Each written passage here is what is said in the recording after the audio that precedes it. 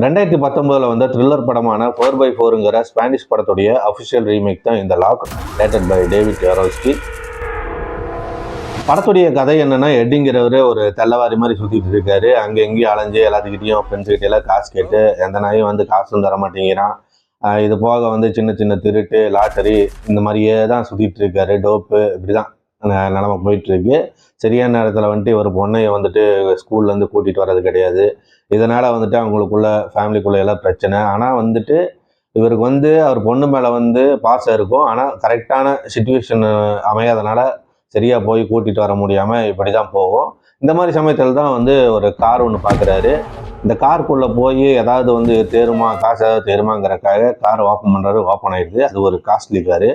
உள்ளே போய் உட்காந்து அதை இதையும் தேடுறாரு. ஒன்றுமே தேரல. சரி, இதுக்கு மேலே இதுக்குள்ளே இருந்துட்டு என்ன பண்ணுறதுன்ட்டு காரை ஓப்பன் பண்ணலாம் பார்த்தா கார் ஓப்பன் ஆகாது. அதுலேயே உள்ளேயே ஸ்டக் ஆயிடுவார். கொஞ்சம் பதட்டமாயிடுவார். அப்போ வந்துட்டு உள்ளே ஒரு ஃபோன்லாம் வரும். அந்த ஃபோனு யார், இவர் இந்த காருக்குள்ளே வந்தெல்லாம் தப்பிச்சாரா, இதெல்லாம் தான் இந்த படத்துடைய மீதி கதை.